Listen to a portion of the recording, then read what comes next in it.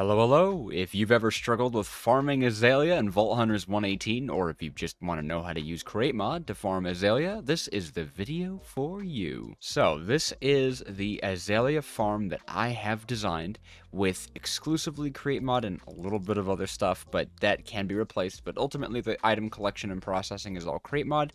And I know it's just one tree, but it produces so many leaves that, as you can see, as the Azalea comes by and goes into this deployer, there is a ton of extra, and it produces a ridiculous... I mean, this is maybe a half hour of the farm running, so this thing is extremely efficient with only one tree.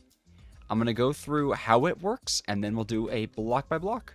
So first of all, I've actually got this thing powered by some water wheels. This does need 2 water wheels to power, and we'll go into why. Right here, we actually have a small cog. You can see we're gear ratioing off of the 2 water wheels.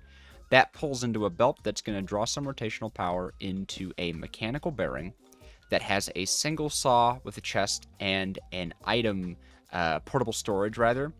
And it just spins around in a circle. And the reason we have this contraption spinning is so that it picks up everything. Otherwise, it would throw items all over the place, be super messy. The items that are dropped from the tree are sent into this portable storage and pulled out by this belt.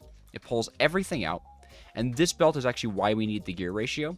Without gear ratioing, the belt does not move fast enough for the portable storage to keep the machine stopped, and it will only pull out the first item in the chest and leave everything, and eventually it'll get built up and you won't get any of the Azalea saplings out. But it pulls along this line, and it goes into this filter, which filters for both flowering Azalea and regular Azalea. But since I already had regular Azalea in this, it is never going to run out. Right? And you can see it goes into this deployer, which places it down. The rest of the items flow into this chest. The Azalea is being bone mealed by this deployer down here. You can see that all of this is actually powered. You know, we have our gear ratio that comes over on this belt. It powers the spinning contraption here. We bring that power down with a vertical gearbox into a diagonal, a sloped belt that powers both of the deployers, as well as this belt here. And it powers this vertical gearbox into this vertical gearbox to get this belt spinning in the proper direction. So the flow of items is controlled by this whole contraption here. So what I've just described is this farm without a bone meal production farm, right? You do need some way to get bone meal into this deployer, which you could just use with like a hopper and a bunch of bone meal on it if you don't want to make a farm. But speaking in the Vault Hunter sense, I just wanted to show a proof of concept of using cagerium. Here I have 2 mob cages with 8 skellies total going into a chest. So the chest is empty because here I have a chute that filters out the arrows. So all the arrows fall onto the ground, right? Basically, the skellies will produce bones. The bones go through, get milled in the little millstone. The white dye, or anything that isn't bone meal, is put into a trash can, but once again, this could be put into a chute and dropped on the ground to despawn. A trash can just looks neater. And the bone meal is put on this belt and waits to be picked up by the deployer after bone mealing the Azalea. And the power is routed very easily. Straight from the large cog wheel that comes right off of the water wheel, we pull up a little cog and actually put it into a big cog so that we could divert the power both to the millstone and to a vertical gearbox to get this belt spinning in the proper direction. All in all, it looks complicated, but I think that's just because it's compact. I'm pretty sure it's fairly cheap. I mean, you have to be midway through Create, right? You need to have access to brass to create this farm.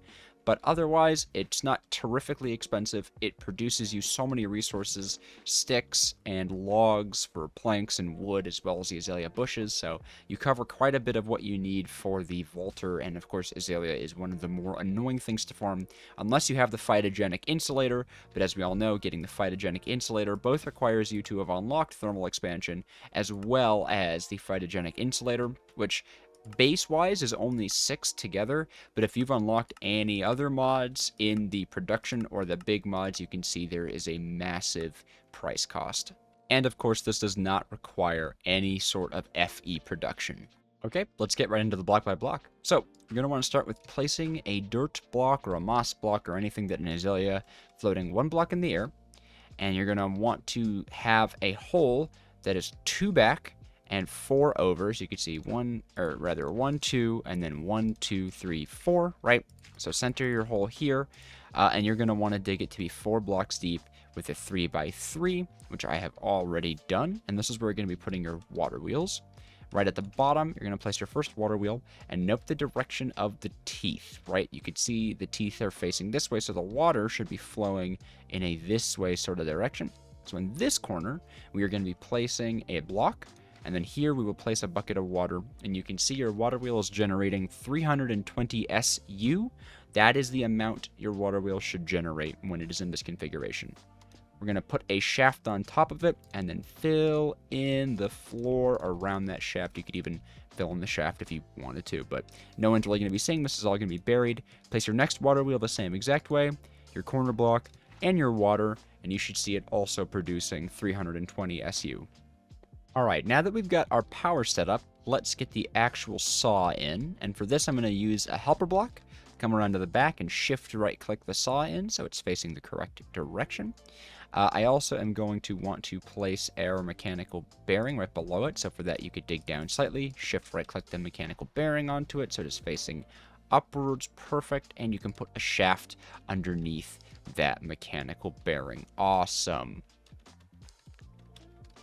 In the back, we're going to be placing our portable storage, and on the top of the saw, we will place our chest, and the mechanical storage needs to go on the back of the saw, and use some super glue to glue it together to make it one contraption. Perfect. You're then going to want to build 2 blocks out and shift click a portable storage here so it's facing into the contraption and there is 2 blocks of space between them. That means so when this machine spins around, the other portable storage on the machine will be facing into this one with a 1 block gap, because you need a 1 block gap between portable storages for them to work. We can also take this time to set up the gear ratio we're going to need for our power. Perfect. And if you want to be discreet about it, you can even fill in the hole, and you can click blocks onto cogs and stuff, but don't do that just yet because you will want to have power coming up. But this gear, actually, you could place your shaft on it now, and we could cover that up to make it look nice and pretty. We're not yet going to put the belt on because we don't want this whole thing to whir up and start spinning before we're done with it. Alrighty, let's get some deployers set up, and once again we could use a helper block for that. And you're going to want to make sure once again you're shift right clicking the deployer on, and you're going to want to make sure that the shafts that come off of the deployer are facing outwards, not down and up, outwards. You're going to also want to place your deployer underneath of your dirt block, and once again you want the shafts facing outwards. That is very important. Dig down 1 block underneath the shaft you've placed into your mechanical bearing and give yourself a vertical gearbox, and then bring another block out here. You're going to want to make sure, there we go, that the power is facing outwards, and place a shaft right onto that vertical gearbox, right onto this deployer, and right onto this deployer, and then run a belt, boop, all the way through. And now they are all connected to each other. Okay, let's get our item collection set up. We're going to be placing a brass funnel on the side of our portable storage. And underneath that, we are going to get a horizontal facing shaft to start our belt. And we're going to place another one there. And handy little trick with belts, you could just right click them with belts to extend them outwards. Super useful. We're going to do that up to this point, where we're placing another horizontal shaft. And then we are going to extend the belt out like so. Whoops. Went one too far. Up. Beautiful. Perfect. We're also going to place a brass funnel on the insert side of this. Now, you could either filter one type of azalea or both types of azalea if you want to be sure. To filter both of them, you're going to want to use a filter, and you can just look up azalea in JEI and drag both the regular azalea as well as the flowering azalea into the allow list. But let's say you wanted to keep all of your flowering azalea. You could either filter it with a regular azalea or just right-click a filter that has azalea in it. I'll just use the filter since I had it on hand. At the end of your line, you're going to place a smart chute as well as 2 chests. The reason we're using a smart chute is because smart chutes can hold up to a full stack of items at once, so it makes them considerably faster. Power this belt, you're going to right-click a shaft into the center there, right-click a shaft onto this belt, and connect the 2. And to power this belt, we're going to take 1 vertical gearbox and place it there, and another vertical gearbox, and make sure that it has a shaft running into this belt here. So you don't want the shaft running into the other belt. You want it running into this one. You can see it's blocked on this end. It has a shaft rotational power running into this end. And if you want to make it look all pretty like I did, you can right-click the casings onto belts and then fill in the area below it to make it look a little more solid. Very nice. At this point, it's probably a good idea to make sure that everything is working. Our deployers both fire, our contraption is spinning, and you can see our belts are actually spinning in the wrong direction. Now, this could happen, of course, because, rotation is directional in Create. There's a few things you could do to help us out. One thing you could do is actually just change the direction the water wheels are spinning in. So I'll show that off right now. Okay, so I'm going to go expose the water wheels, and you can see right now this configuration where it's spinning in this direction is not working. It is spinning in the wrong way. So we will have to break our water wheels and open up our little hole again. Okay, so after breaking our water wheels, instead of placing them with right click, we're going to place them with shift click, and you can see they're spinning in a different direction. This way is the way they're spinning. So we'll place our block there like so, and get this guy spinning and producing 320 SU like before. Build up with a shaft and fill the area in same as always. And then we are going to place the next water wheel down. Remember, this time we are holding shift while we do so to ensure that we are spinning in the right direction. Perfect. We've got both of these guys producing 320, just like they were before. I'll fill in these blocks here and place our large cogwheel on top. And now you can see, since the rotation has shifted, items are being pulled out of the portable storage and into the chute and deployer. Perfect, perfect. So that's how you're going to fix that rotational issue. Now that we know we're all good, I'm going to break this again just so we don't have this thing spinning around. So congrats on making it this far in the video, because you have the base farm completed. You can give this deployer a stack of Azalea, or even just one Azalea, and you can give this guy a stack of bone meal, or however much bone meal you want. And if you don't want to continue on to the next part, where you make a big old bone meal farm, all you have to do is take a chest and some bone meal, and fill your inventory up with bone meal, place a hopper going into this happy little deployer, and you can put your chests here and fill them up with bone meal. Of course, the downside being that you do need to manually input the bone meal, and eventually you will run out. If you want to use the Cagerium farm or any other farm that produces bones, you're going to want to break a line that is 6 blocks long out from your deployer. Get your shafts placed in, and get a belt running between the two. In order to move the power we need, place a small cogwheel on top of the large cogwheel that comes off the water wheels. Place a large cogwheel here, small cogwheel here, and small cogwheel here. This small cogwheel is going to go into a mill, and this small cogwheel is going to go into a vertical gearbox that will begin spinning the belt in the correct direction. Put brass funnels, or you can use andesite funnels, but the brass funnels do transport a stack at a time if possible, so I like to use brass and they kind of look prettier. You are going to need a brass funnel on this deployer because you're going to want to filter it with a piece of bone meal that I'll grab right here. Beautiful. And make sure to place a block at the end of it to stop any bone meal so that it gets stuck here instead of popping off and despawning, so you don't waste anything. We're also going to want to set up some item disposal, and in this setup, I will show off how to do the item disposal that involves a chute. You're going to want to place a chest right here with a brass funnel. Grab yourself a filter, and you are going to drag bone meal into it, and make sure this is a deny list. So anything other than bone meal will go into this brass funnel that goes into this chest. Underneath of the chest, quite simply place a chute that goes nowhere or perhaps into lava, and anything that comes out of this, which will be white dye, because white dye is a byproduct of crushing bones, will go into this chest and be sent away to despawn. Or of course, if you do have the trash cans mod, you could use trash cans to make it slightly more compact. And the last step is to place a double chest right next to the belt, and on top of it, your 2 mob cages. Fill them up with skeletons. You can also use strays, but just importantly, when you are using a smart chute underneath the chest like so, you can't just filter arrows, you will have to filter arrows and slowness arrows if you use strays.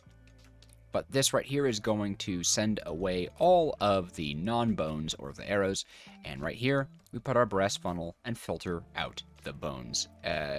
Do not scroll on it because it'll filter out like an amount, that doesn't matter. And there we go. this is the entire farm completed. You could see after a little while some bones will come out, go into the mill, and turn into bone meal. There we go. Bones come out, no arrows.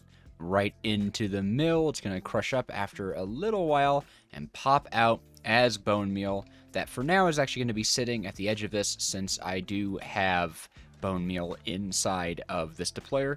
But now this farm will run forever. It produces way more azalea than it needs to run, and it produces way more bone meal than it needs to run.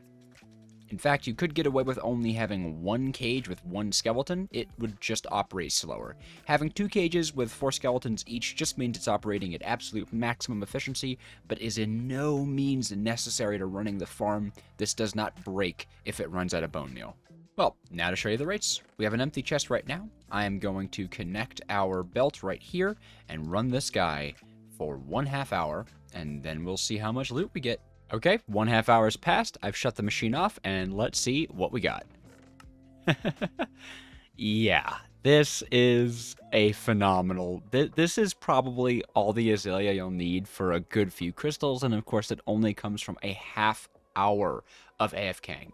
Hook this up to a digital storage system or a colossal chest, and you've pretty much got infinite resources. Well, I very much hope you enjoyed and that this video helps you out, and if it did, please consider dropping a subscribe. I really appreciate it. Check out my single player stuff if you want to see me just, play Vault Hunters regularly, and, has that death marker been in the video this entire time?